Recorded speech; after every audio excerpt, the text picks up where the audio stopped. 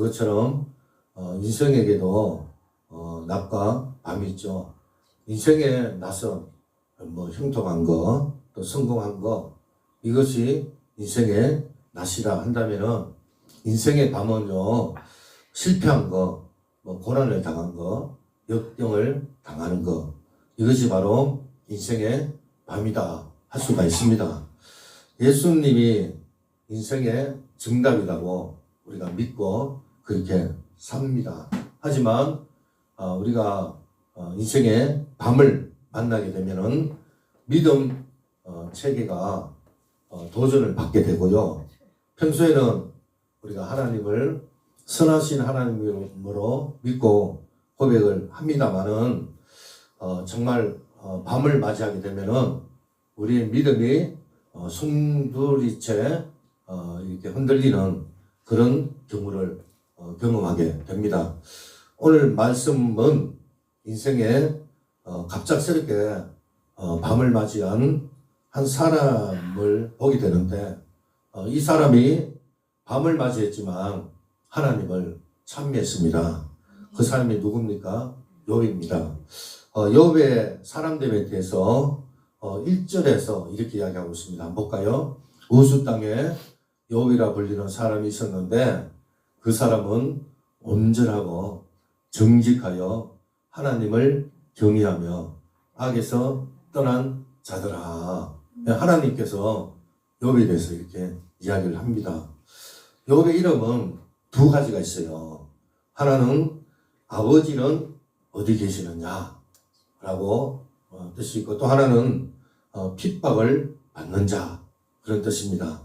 그래서 이 두 의미를 합쳐보면은 하나님 아버지, 내가 핍박을 받는데 어디에 계십니까 하는 것이 바로 욥의 이름의 뜻입니다. 이 욥은 온전하고 정직하고 하나님을 경외해 가지고요, 악에서 떠난 자라고 이야기하고 있습니다. 여러분, 온전하고 정직한 사람에게 하나님이 주신 약속이 있잖아요. 그게 뭔지 알아요? 시편 37편에 나오는데, 온전한 사람을 살피고 정직한 자를 볼지어다 모든 합평한 자의 미래는 평안이로다. 그러니까 이 욥은요, 화평과 평안을 누리면서 살았거든요. 그에게는 아들이 7이 있었고 딸이 3명이 있었습니다. 그는 동방의 거부였고 온갖 축복을 다 받았습니다. 그럼에도 불구하고 그는요, 교만하지 않았어요. 이게 참 중요합니다. 그는 교만하지 않았다라는 거예요. 그는 자녀들이요, 예를 들어서 생일을 맞이해서 잔치를 하잖아요. 그러면은 자녀들이 혹시나 죄를 범했을까 예배를 드리고 정결한 번제를 드리면서 하나님 앞에 온전히 서기를 그렇게 했었던 것을 보게 됩니다. 그 같은 신앙의 모습이 일시적이거나 우리가 어떤 신앙생활 하는 데 있어서 잠깐 일시적으로 그렇게는 할 수가 있어요. 그런데 꾸준히 이렇게 변함없이 한다는 것은 쉬운 게 아니거든요. 근데 욥은 그렇게 항상 꾸준하게 그런 모습을 하나님 앞에 보였다는 거예요.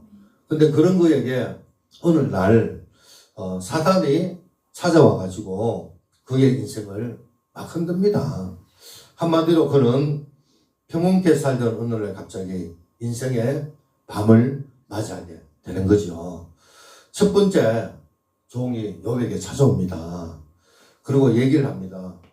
소가 밭을 가고 나귀가 풀을 먹고 있는데 스바 사람이 갑자기 쳐들어와 가지고 짐승을 뺏고 종들을 죽였다라고 그렇게 소식을 전하는 거예요.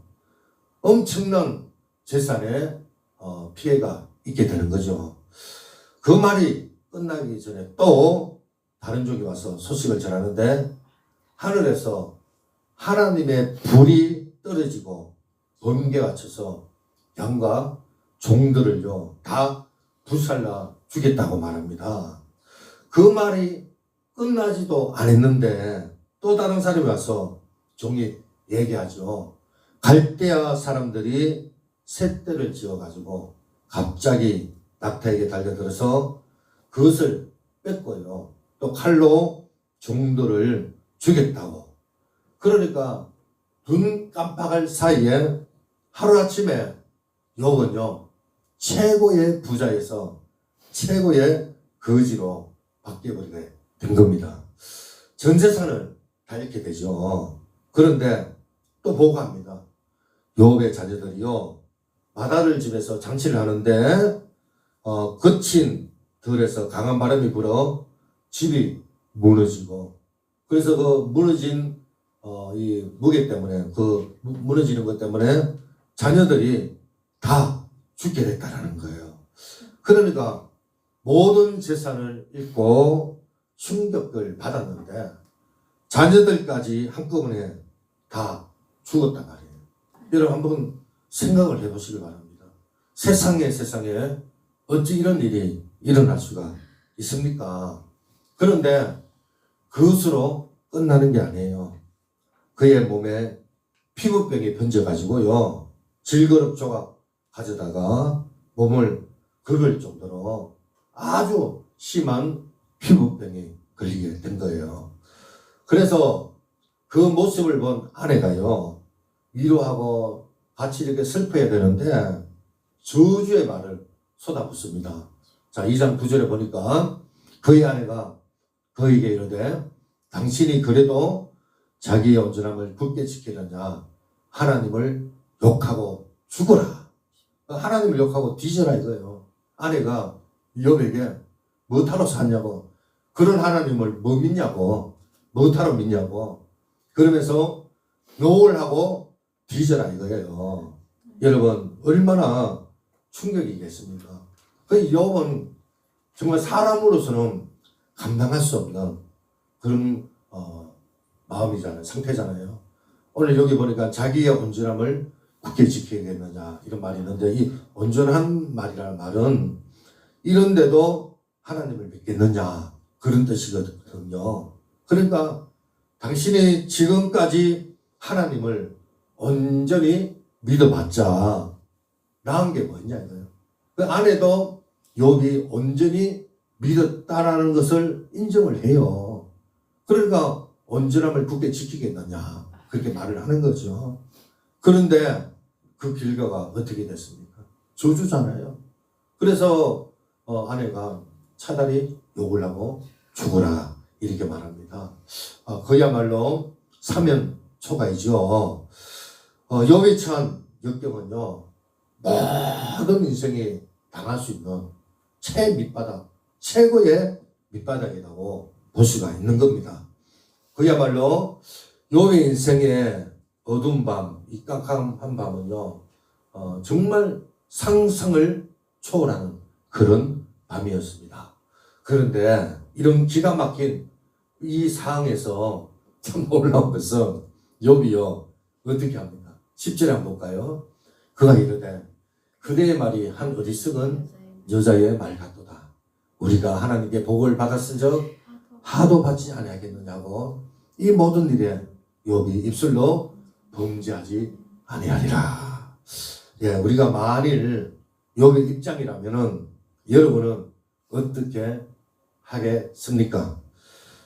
이런 일 생기면은 보통 사람 같으면은요 아마 큰 충격을 받아요.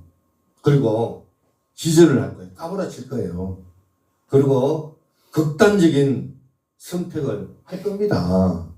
아니면은 불평하고 무조건 도망을 갈 겁니다. 아니면은 속으로 꼭 참던가 인내를 할 거예요. 그러나 욥은요 도망친 것도 아니고 참고 있을 것도 아니고요. 그 상황 가운데서, 그 어두운 밤 가운데서 그는 하나님을 찬미했다라고 이야기를 하고 있습니다. 이 찬미가 다른 말로는 언어에 보면은 감사라는 말이거든요. 그래서 오늘 20절에 한번 볼까요? 욥이 일어나 겉옷을 찢고 머리털을 밀고 땅에 엎드려 예비하며 이르되 내가 모태에서 알몸으로 나왔은즉 또한 알몸이 그대로 돌아가올지라. 주시니도 여호와시요 거두시니도 여호와시오니 여호와 이름에 찬송을 받을지라 하고, 예, 이런 고백을 해요. 여러분, 욥은 인생에 깊은 밤에 오히려 하나님을 찬미하는, 하나님을 높이는 그런 욥을 보게 됩니다. 욥은 극한 인생의 밤에서 하나님께 감사를 올려드렸거든요. 여러분 우리의 삶을 한번 비춰보면서 한번 생각해 보길 바랍니다. 자, 그러면은 욥은 어떻게 이런 인생의 밤, 정말 깜깜한 밤, 상상을 초월하는 그런 밤을 맞이했는데, 그럼에도 불구하고 감사할 수 있었겠습니까? 그것은 무엇보다도 먼저 조건 없이 하나님을 경외했기 때문에. 누가? 욥이요. 자, 우리 1절 9절 볼까요? 사탄이 여호와께 대답하여 이르되 욥이 어찌 까닭없이 하나님을 경외하리까? 주께서 그와 그의 집과 그의 모든 소유물을 울타리로 두르신 때문이 아니니까. 주께서 그의 손으로 하는 발을 복되게 하사 그의 소유물이 이 땅에 넘치게 하셨기 때문에 하나님을 찬양하고 감사하고 경외하는 거 아니겠습니까? 사탄이 송사를 해요. 일러 바쳐요. 근데 하나님은 아니라는 거죠. 예.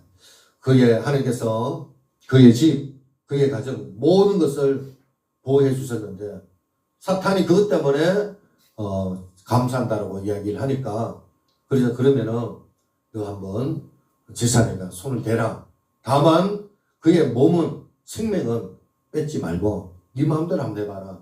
그러면은, 과연, 욥이 불평하는지, 감사하는지, 한번, 시험해봐라. 이거예요.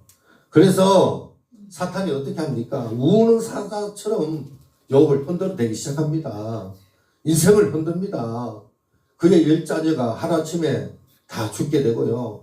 그의 모든 소유가 다 이웃나라에게 뺏기고 번개가 쳐서 또 집이 무너지고 완전히 정말 환난을 당하고 있지 않습니까? 그런데 그런 최악의 상황에서도 욥은요, 하나님을 원망하지 않고 찬송을 합니다. 그 극한 상황에서 그는 입술로 범죄하지 아니하고 도리어 하나님 앞에 감사했다는 거예요. 이것은 그가 조건 없이 하나님 앞에 감사했다는 거예요. 우리 모두는 다 하나님의 은혜를 받고 삽니다. 그런데 우리가요, 그 하나님의 은혜를 모를 때가 많습니다. 하지만 우리가 예수를 믿고 우리가 신앙생활을 하고, 그런데요, 하나님을 믿다가 우리가 정말 이렇게 믿는 걸 가만히 우리가 묵상해 보면은 기브앤 테크예요. 하나님이 나에게 뭔가를 줬기 때문에 내가 하나님을 믿는다. 뭔가 나의 길을 인도해 주셨기 때문에, 그러니까 우리가 믿는 믿음은 조건부 믿음이라는 거죠. 그래서 평안할 때나 잘 나갈 때나 형통할 때, 그때는 찬양을 해요. 감사를 해요. 그러나 힘들고 괴로우면은요, 감사하지 못합니다. 건강할 때는 감사해요. 병이 들면은 감사하지 못하고 불평이 나오게 되는 거거든요. 그러나 점점점 믿음이 자라게 되면은, 그때는 형통할 때나 앞이 꽉 막힐 때나 평안할 때나 괴로울 때나 성공할 때나 실패할 때나 언제나 하나님을 찬양하게 되고 그 하나님 앞에 감사하게 되는 거거든요. 그렇기 때문에 이 감사는 믿음의 척도예요. 결코 조건이 아닙니다. 내가 행복하고 내가 복을 받았어, 내가 잘 나가기 때문에 그래서 감사하는 게 아닙니다. 감사는 믿음의 척도인 줄로 믿습니다. 이 감사 변화의 시작이라는 책을 쓰신 분이 있는데, 이 정숙 교수님인데요. 미국에서 가정사역을 아주 권위 있게 하시는 분인데, 이분이 책 속에 이런 내용을 담고 있습니다. 그의 남편이 근육 위축증으로 8년 동안 투병하다가 죽게 됐는데, 이 정 교수님이 남편이 투병을 하던 어느 날 추수감사절을 맞이했는데 그 추수감사절을 맞이하면서 나눈 이야기를 책에서 소개를 하고 있습니다. 추수감사절 무렵에 잠자리에 들기 전 남편과 함께 한 해 동안 감사한 일들에 대해서 이야기를 나눴다. 지난 일주일 동안 감사한 일들을 생각했다. 수십 가지가 되는 감사의 제목이 열거가 되었다. 남편은 마지막에 병을 주심도 감사합니다라고 했다. 그 말을 들으면서 나는 그래도 그건 아닌데 라는 생각이 들어 남편에게 물었다. 여보, 진심이에요? 진심으로 그렇게 느껴요. 감정적으로는 어렵지만 의지적으로 그렇게 생각을 했지. 사실 무슨 병이어서 당황했고 하나님 꼭 이렇게 하지 않으면 안 되나요? 그런 마음도 들었지만 지금은 진심으로 그렇게 생각해. 병을 통해서 많은 것을 깨닫게 되었단다는 거예요. 살아계신 하나님을 삶 속에서 생생히 체험하는 기쁨, 시련을 통해서 정금같이 나올 믿음에 대한 기대, 영적으로 전과 비교할 수 없는 하나님과 가까워지는 그런 어떤 관계, 이 모든 것들이 자신의 병으로 인해 가지고 경험하는 감사의 조건이라고 그런 얘기를 했다라는 거예요. 무엇보다도 하나님 마음에 합당한 사람으로 만들어시기 위하여 매일 자신을 빚으시는 하나님의 손길을 느낄 때 그는 가장 감사했다라고 고백을 합니다. 이 정 교수의 고백은 이 감사가요 조건이 아님을 다시 한번 우리에게 확인시켜 주는 거거든요. 그렇습니다. 우리는 많은 경우 조건을 따집니다. 하지만 감사는 조건이 아닙니다. 그것은 조건 없이 하나님을 경외하는 사람들 마음속에 깊은 곳에서 우러나오는 고백인 줄로 믿습니다. 여기 바로 그 격한 인생의 밤중에서 감사할 수 있었던 그것은 바로 조건 없이 하나님을 경외했기 때문에 할렐루야. 그렇기 때문에 그가 한밤중에 찬송을 할 수가 있었습니다. 그리고 이 모든 어려움 가운데 또 찬양을 할 수 있었던 거거든요. 두 번째, 하나님의 주권을 믿었기 때문입니다. 21절 한번 볼까요? 이르되 내가 못해서 알몸으로 나왔은즉 또한 알몸이 거리로 돌아가는지라 주시니도 여호와시요 거두지도 여호와시오니 여호와의 이름에 찬송을 받을지니라 하고, 예, 욥의 인생의 핵심은 그가 알고 있었다. 그러니까 욥이요 살면서 사람의 그 가장 중요한 거, 그러니까 사람이 유한한 인생이라는 것을 알고 있었고 언젠가는 이 땅에서 떠난다는 것을 알고 있고, 할렐루야. 여러분, 그러나 사람이 죽은 후에 심판이 있다. 아멘. 누구나 다 죽는 것은 택한 길입니다. 하지만 그 이후에 심판이 있다는 것도 알고 있고, 무엇보다도 그가 인생은 빈손으로 왔다가 빈손으로 간다는 것을 그는 분명히 알고 있었습니다. 그런데 이 땅에 사는 많은 사람들이요 하나님을 믿지만 정말 빈손으로 왔다 빈손으로 간다, 이거 잘 못 믿는 것 같아요. 그래서 옷장을 열면서 옷이 없다고 불평을 하고요, 신발장을 열면서 신발이 없다고 원망을 합니다. 여러분, 빈손으로 왔다고 말하면서 그렇게 많은 옷이 있는데도, 그렇게 많은 신발이 있는데도 없다라고 불평을 하는 거예요. 왜 그런지 아십니까? 빈손으로 왔다가 빈손으로 간다는 것을 망각하고 있기 때문에 그런 거예요. 여러분, 우리는 다 두고 갑니다. 재산도 두고 가고요, 떠날 때 하나도 가지고 가지 못합니다. 그래서 공수대 공수거라는 말이 있지 않습니까? 알렉산더 대제가 있는데 이분은 아주 지혜의 왕이고 위대한 왕입니다. 정말 대제국을 건설한 왕이지 않습니까? 알렉산더 대왕이. 근데 이분이 32살에 죽습니다. 이분이 죽으면서 신하들에게 유언을 남기죠. 내가 죽을 때 간에 나를 넣을 때 손과 발이 보이도록 하라. 이렇게 유언을 남깁니다. 그 이유가 뭔지 아십니까?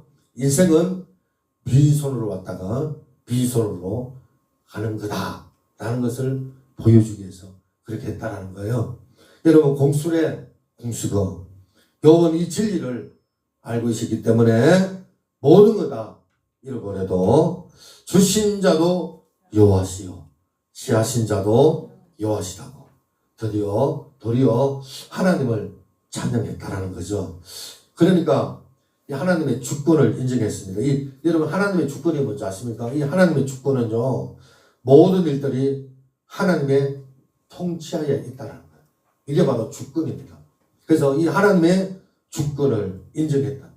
자신은 이것이 왜 그런지, 왜 고난이 왔는지, 왜 인생의 밤이 왔는지 해석할 수 없지만 하나님의 뜻이 있을 것이다. 그걸 믿었다라는 거죠.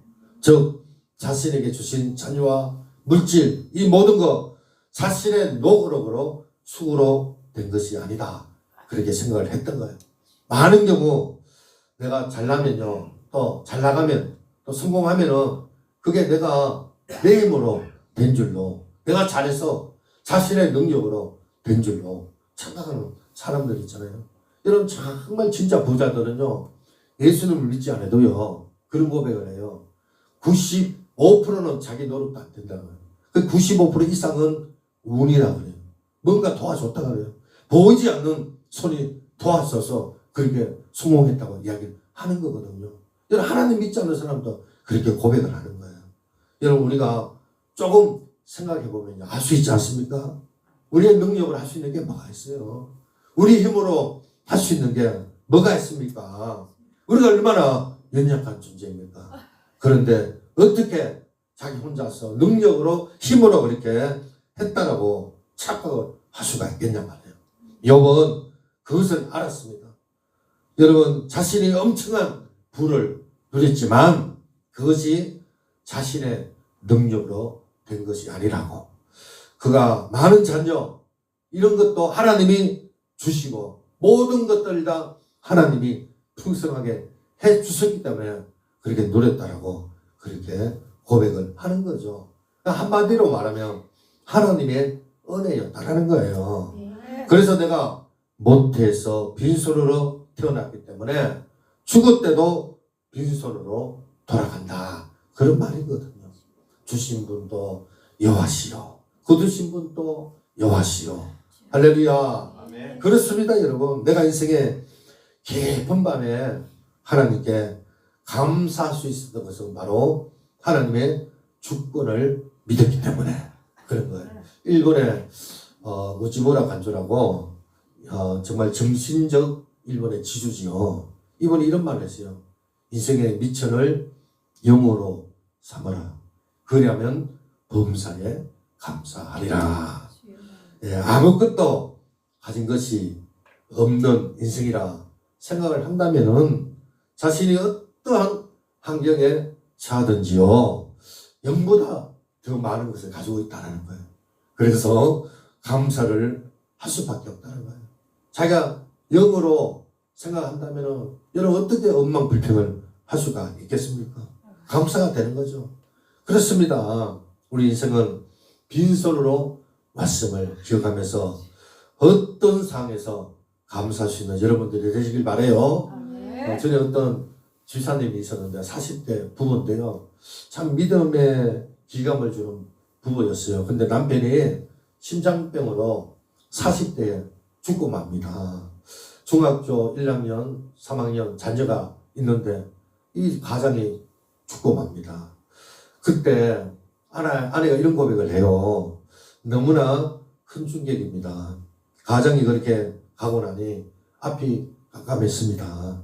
당장 해결할 것도 막막하고 그래서 정말 너무나 고통스러웠는데 시간이 지나 정신을 차리고 보니 남편은 하나님이 제게 주신 선물이었습니다. 하나님께서 제게 주신 선물을 주셨는데 이제는 그 선물을 다시 가져가신 것을 알게 되었습니다. 귀한 선물을 주신 하나님 앞에 감사할 뿐입니다. 라고 아내가 그런 고백을 하는 거예요. 남편은 하나님이 주신 선물이다 이거예요. 그래서 하나님이 도로 가져갔다는 거예요. 그래서 그 선물을 주신 하나님 앞에 감사한다. 놀라운 고백이 아닙니까 여러분? 하나님의 주권을 믿었기에 그는 원망 대신 감사를 한 거예요. 여러분 요번 이 하나님의 주권을 믿었기에 극한 상황에서 감사를 할 수 있었는 줄로 믿습니다. 우리 모두 하나님의 주권을 믿는 저희 여러분들 되길 바라요. 자 마지막으로 그가 인생의 밤을 맞이했는데 찬양을 할 수 있었던 것은 끝까지 하나님을 신뢰했기 때문에 그렇습니다. 22절 볼까요? 이 모든 일에 욥이 범죄하지 아니하고 하나님을 향하여 원망하지 아니하니라. 아무리 믿음이 좋은 사람이라 할지라도 하나님께서 하시는 일을 다 이해할 수가 없어요. 어떻게 다 해석할 수가 있겠습니까? 특히 어려운 일이 생길 때요. 하나님은 분명히 사랑의 하나님이고 선하신 하나님이라고 말했는데 우리에게 가장 좋은 걸 주신다고 말씀을 하셨는데 왜 나에게 이런 일이 일어날까? 왜 나에게 이런 일이 일어날까? 그러면서 의아해할 때가 있습니다. 이해하기가 힘들죠. 여러분 불평을 나오기가 일쑤입니다. 그런데 욥은 하나님 하시는 일에 토를 달지 않았다는 거예요. 그는 하나님 하시는 일에 실수가 없다는 것을 끝까지 인정을 했습니다. 그는 실수가 없는 하나님을 믿었습니다. 완벽하게 이끄는 하나님을 믿었습니다. 그래서 엄청난 그 어두운 가운데서도요 하나님을요 찬양하고 입술로 범죄하지 아니했다 그렇게 이야기를 하고 있지 않습니까? 자기 아내가 차라리 욕하고 뒤져라 죽어라 이렇게 말할 때도 그는 도대체 왜 그런 말 하냐면서 목소리를 높이고 야단을 치고 막 그렇게 하지 않았잖아요. 우리가 다시 한번 10절 볼까요? 그대의 말이 하늘 이승은 여자의 말보다 우리가 하나님께 복을 받으셔서 하도 받지 않았겠느냐고 이 모든 일에 욥이 입술로 범죄하지 않았다. 많은 이들이 인생에 밤을 맞게 되면 하나님을 원망하고 불평하는 거 어쩌면은 당연한 일일지도 몰라요. 그래서 아내도 원망하고 남편도 불평하고 때로는요 부모까지도 불평을 해요. 원망을 해요. 부모 때문에 그랬다 그러면서 원망을 하는데 그러나 욥은 인생의 밤을 맞았지만은 어리석게 하나님을 원망하거나 아내를 원망하지 않았습니다. 그 누구도 원망하지 아니했다라는 거죠. 오히려 그 밤에 하나님 앞에 감사한 것을 보게 됩니다. 여러분 하박국 선지자 보시길 바랍니다. 그가 처한 상황이 어떻습니까? 험악한 상황이었죠. 불의와 불법이 여전히 선행했습니다. 창기가 흔들리고 입술이 떨리고 뼈가 속에서 썩는 것 같았다. 그런 고백을 해요. 그리고 다리가 후들후들 떨렸다고 그런 고백을 합니다. 그런 상황에서 하박국이 무슨 고백을 하는 줄 아십니까? 우리가 잘 아는 하박국 3장 17절입니다. 비록 무화과 나무가 무성치 못하며 포도나무 열매가 없으며 감람나무에 소출이 없으며 밭에 먹을 것이 없으며 우리 양이 없으며 외양간에 소가 없을지라도 할렐루야. 그는 오히려 하나님을 기뻐하고 찬양한다. 18절에 보면은 여호와로 인하여 기뻐한다, 찬양한다 그런 말씀이 있거든요. 그러니까 정말 밭에 먹을 것도 없고 농작물이 열리지 않고 우리 양이 없고 약간의 소가 없어도 여호와로 인하여 기뻐한다. 그러니까 하나님의 은혜에 감사한다. 그런 고백을 하는 거예요. 할렐루야. 그가 그런 상황에서도 기뻐하면서 감사할 수 있었던 것은 그가 하나님에 대한 신뢰가 있었기 때문에 그런 거예요. 그 가운데서 하나님을 기뻐하며 찬양을 드릴 수가 있는 겁니다. 오늘 우리도 끝없이 하나님을 향한 신뢰가 있을 때 우리 인생의 밤을 맞이해도 그 상에서 불평하는 것이 아니라 그 고난의 밤에 노래를 할 수가 있는 줄로 믿습니다. 사도 바울이 그랬잖아요. 억울하게 죄도 없는데 감옥에 갇혔어요. 그런데요, 한밤에 어떻게 합니까? 찬양을 하잖아요. 기도를 하잖아요. 할렐루야. 네, 다니엘도 끝없이 하나님을 신뢰했기 때문에 사자굴에서도 끝까지 하나님께 기도하는 것을 보게 됩니다. 그렇습니다. 끝까지 하나님을 신뢰하는 사람은요, 인생의 어떤 상황이 와도 밤이 와도 하나님 앞에 찬양하며 감사를 할 수 있더라, 이 말인 것입니다. 자, 이렇게 인생의 밤중에 하나님께 기도하는, 하나님께 찬양하는 욥에게 하나님께서 베푸신 은혜가 있어요. 자, 보십시오. 끝까지 신뢰하는 욥에게 하나님이 어떻게 하느냐. 42장 5절에 보니까 내가 주께 대하여 귀로 듣기만 하였사오나 이제는 눈으로 주를 배운다이다. 예, 그러면서 한층 더 주님과 가까워졌음을 고백을 하고 있고요. 42장 10절에 보니까 여호와께서 욥의 공경을 돌이키시고 여호와께서 욥에게 잊은 모든 소유보다 갑자기나, 할렐루야. 전에도 최고 부자였는데 더 부어져가지고 갑절이나 하나님께서 축복을 하십니다. 그런데 이런 고백을 해요. 그러나 내가 가는 길을 그가 아시나니 그가 나를 단련하신 후에는 내가 수문같이 되어 나오리라. 그는 온전한 자고 하나님을 경외하고 죄에서 떠난 사람이었습니다. 그런 그가요, 고난 앞에서요, 내 알을 단련시킨 후에 정금같이 나오게 하리라. 이런 고백을 해요. 온전한 자가 이런 고백을 해요. 고난 앞에서. 여러분, 그러면서 하나님이 이 욥을 얼마나 축복을 하는지, 도로 자녀 아들 7명, 딸 3명과 또 4대까지 축복을 해주시고, 그리고 그 이후에 140년을 더 삽니다. 그러면서 정말 이 가정의 복을요, 얼마나 누리면서 사는지 몰라요. 여러분, 제가 아까 말씀 중에 정정숙 교수님에 대해서 말씀을 드렸는데, 이 책에서 이런 내용도 있어요. 남편을 보내고 본인 또한 중증 폐암을 앓게 됐는데, 그러니까 인생의 밤을 맞이하게 된 거죠. 그녀는 인생의 밤에 하나님께 감사하면서 다음과 같은 경험을 했다고 해요. 내가 만일 아프지 않았다면 다른 일로 분주해서 감사하지 못했을 것이다. 암을 얻은 덕분에 감사하게 되었고, 감사 덕분에 힘든 치료 과정을 잘 이겨내고 있었다. 감사를 배우고 실천하면서 중환자들이 흔히 빠지기 쉬운 자기 연민의 뜻에 걸리지 않아서 감사하게 되었다. 건강을 걱정하는 대신에 감사로 내 몸과 마음을 채우면서 건강도 많이 좋아졌다. 이런 고백을 해요. 이 정정숙 교수님은 감사를 통해서 어두운 밤을 극복했다라는 거예요.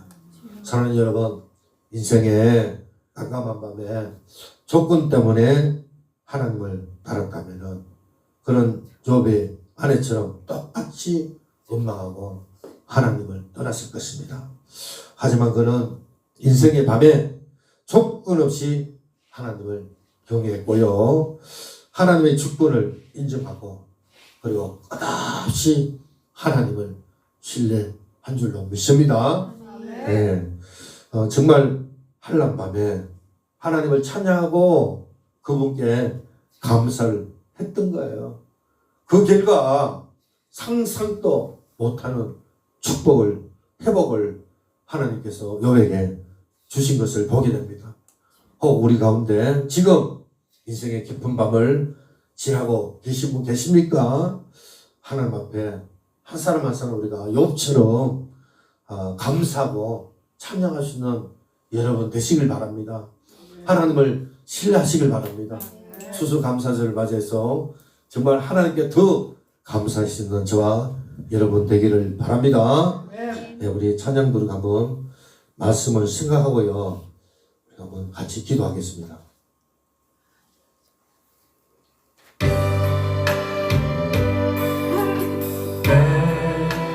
나만경는 고난이라고 불평하지 마세요. 고난의 뒤편에 있는 주님의 뜻을 지켜 눈이 보면서 감사하세요. 너무 견디기 힘든 지금 이 순간에도 주님이 일하고 계시잖아요. 난 내 음지쳐 앉아 있을지라도 당신만은 일어서세요. 힘을 내세요. 힘을 내세요. 주님이 손